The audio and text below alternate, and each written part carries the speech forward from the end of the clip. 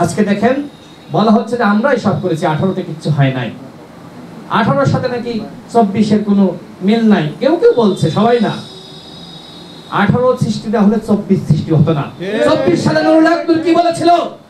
90% সরকারের পতন হয়ে গেছে, বাকি মাত্র 10% তোমরা ধাক্কা দাও। সুতরাং গণ অধিকার পরিষদ কি করেছে সমগ্র জাতি জানে। এই কৃতিত্বের লড়াইয়ে আমরা যুক্ত হতে চাই না। আমরা লড়াই করেছি, সংগ্রাম করেছি 18 থেকে 24 বাংলাদেশের মানুষ জানে। প্রত্যেকটা রাজনৈতিক দল এই আন্দোলনে তাদের জীবনের সর্বোচ্চ ভূমিকা রেখেছে। কারোর একক অবদানে, একক নেতৃত্বে আন্দোলন সফল হয় নাই।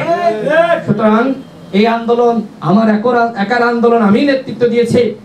ভাই কয়েকদিন আগেও তো তোমরা বলেছো জামাত, বিএনপি, হেফাজত, গণ অধিকার পরিষদ সবাই রাজপথে নেমে আসেন, আমরা বিপদের মধ্যে রয়েছে, আমাদেরকে রক্ষা করেন।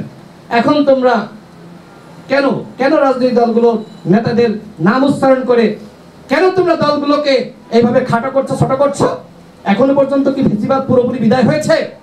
ওই প্রশাসনে ফেসিবাদ রয়েছে, ওই সচিবালয়ে ফেসিবাদ রয়েছে, পুলিশে ফেসিবাদ রয়েছে, র্যাবে ফেসিবাদ রয়েছে।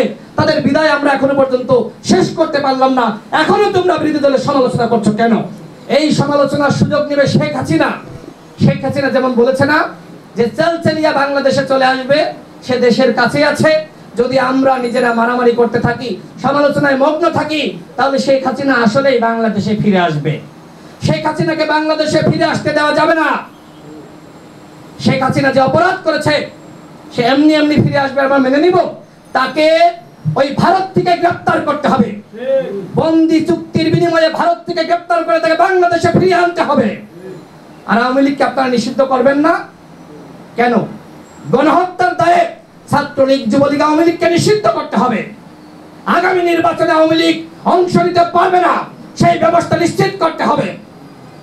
আওয়ামী লীগ এমন অন্যায় করেছে, গুম করেছে, খুন করেছে, আইনাগর সৃষ্টি করেছে, পুরো রাষ্ট্রযন্ত্রকে ধ্বংস করেছে।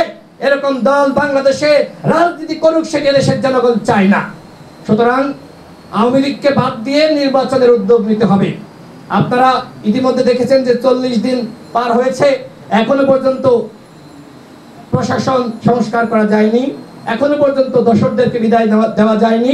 সচিবালয়ে দোসররা অবস্থান করছে, পুলিশে অবস্থান করছে, র্যাবে অবস্থান করছে। যে কারণে দেখেন আজকে রাষ্ট্র স্থবির অবস্থায় রয়েছে।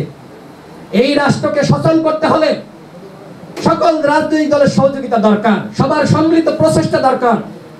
তারা যদি মনে করে যে 17 জন সব করে ফেলবে, সেটি পারবে না। এক একজন 2 থেকে 3টা মন্ত্রণালয়, এটি সম্ভব নয়। সুতরাং আমরা মনে করি এই উপদেষ্টা পরিষদ, এটির পরিধি বাড়াতে হবে। 17 জনের মাধ্যমে সংস্কার সম্ভবপর নয়, এর পরিধি ন্যূনতম 50 জন করতে হবে। তাহলেই রাষ্ট্রকে সচল করা যাবে এবং রাষ্ট্র সংস্কার সম্ভবপর হবে। অল্প কিছু মানুষের মাধ্যমে রাষ্ট্র সংস্কার করা যায় না, সকলের সম্মিলিত সহযোগিতার প্রয়োজন হয়।